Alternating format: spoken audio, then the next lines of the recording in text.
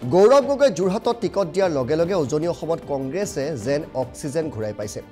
অসমীয়া অধ্যুষিত যোৰহাটত গৌৰৱ গগৈৰ প্ৰাৰ্থিত্ব দি কংগ্ৰেছ নেতৃত্বই এক বিশেষ বাৰ্তা দিছে। যুঁজ কঠিন হ'লেও নিৰ্বাচনত জয়ী হ'ব বুলি আশাবাদী কংগ্ৰেছ নেতাগৰাকী। আনহাতে তেওঁৰ বিৰোধী বিজেপি প্ৰাৰ্থী তপন গগৈয়েও গৌৰৱ গগৈক যথেষ্ট গুৰুত্ব সহকাৰে লৈছে।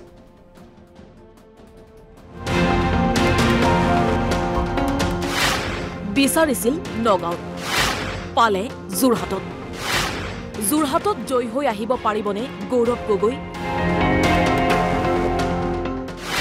সুশান্ত ৰূপজ্যোতি ৰাণা অবিহনে সম্ভৱ হ'বনে গৌৰৱৰ জয়?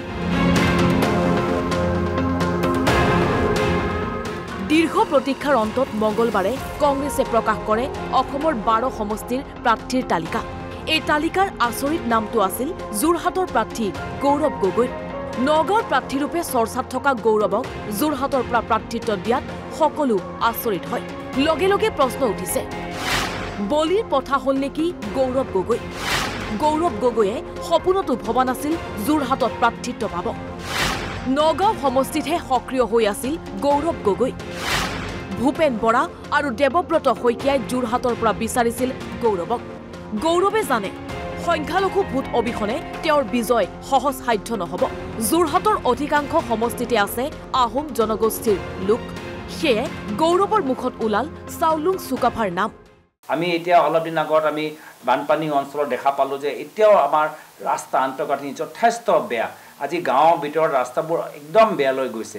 তো বহুত এইখিনি কথা আছে আৰু আমি এইখিনি কথা লৈ যাম। শেষত গৈ ৰাইজে বিচাৰ কৰিব যে তেওঁলোকে এই বিজেপি দলৰ হিন্দু আৰু মুছলমানৰ ভাগ কৰা ৰাজনীতি বিচাৰে নে কংগ্ৰেছ দলে যি চুকাফা আদৰ্শ লয় সকলোকে সামৰি লৈ যোৱা এটা বৃহত্তৰ অসমীয়া জাতি সবল কৰি তোলা সেই ৰাজনীতিটো বিচাৰে।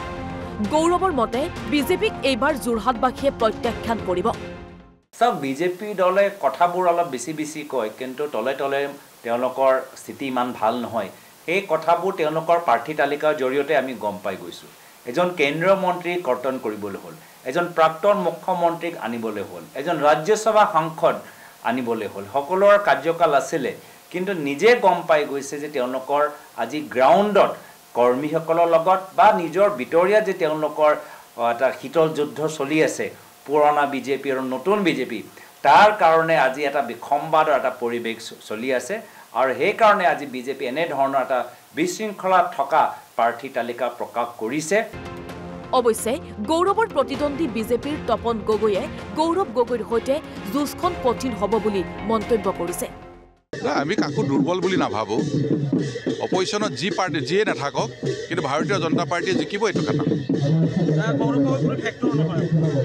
তাৰমানে অপজিশ্যনত যি পাৰ্টীয়ে নাথাকক, XYZ যিয়ে নহওক, ভাৰতীয় জনতা পাৰ্টী আমি বিপুল ভোটত যোৰহাট লোকসভা সমষ্টিৰ পৰা জিকিম এইটো কথা। যোৰহাটৰ পৰা গৌৰৱ গগৈক প্ৰাৰ্থিত্ব দিয়াৰ সিদ্ধান্তক আদৰণি জনাইছে অখিল গগৈয়ে। বিধায়ক হিচাপে গৌৰৱ গগৈক যোৰহাটত নিৰ্বাচন খেলিব লাগে বুলি বাৰম্বাৰ অনুৰোধ জনাইছিলোঁ।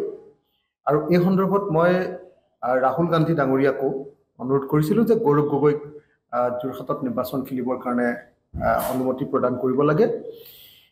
তাৰ প্ৰধান কাৰণটো আছিলে যে গৌৰৱ গগৈ যদি যোৰহাট লোকসভা সমষ্টিত নিৰ্বাচনত প্ৰতিদ্বন্দ্বিতা কৰে, তেতিয়াহ'লে উজনি অসমৰ খিলঞ্জীয়া মানুহৰ মাজত আমাৰ বিৰোধী নেতৃবৰ্গৰ বিৰোধীসকলৰ যি গুৰুত্বপূৰ্ণ ভূমিকা, সেই ভূমিকাটোক আমি ৰূপায়ণ কৰিব পাৰিম। আনহাতে গৌৰৱ গগৈক প্ৰাৰ্থিত্ব প্ৰদান কৰাৰ পাছতেই যোৰহাটত কংগ্ৰেছ শিবিৰত এক নতুন উদ্যম আহি পৰিছে। উৎফুল্লিত হৈ পৰিছে সকলো কংগ্ৰেছ কৰ্মী। গৌৰৱ গগৈ ডাঙৰীয়াক যোৰহাট লোকসভাৰ প্ৰাৰ্থিত্ব প্ৰদান কৰিছে, কিন্তু কেৱল ইয়াৰ দায়িত্ব তেখেতক জয়যুক্ত কৰাৰ দায়িত্ব কেৱল আমাৰ কংগ্ৰেছ কৰ্মকৰ্তাখিনিয়ে নহয়, কংগ্ৰেছ কৰ্মকৰ্তাসকলৰ লগতে সচেতন নাগৰিক, সচেতন ৰাইজ, যিসকলে এখন সুস্থ সবল শক্তিশালী চৰকাৰ গঠন কৰাত শক্তিশালী ভূমিকা পালন কৰে, সেইসকল ব্যক্তিলৈ মোৰ অনুৰোধ যে গৌৰৱ গগৈ ডাঙৰীয়াক আপোনালোকে জয়যুক্ত কৰি পঠাওক। News desk report, NB news.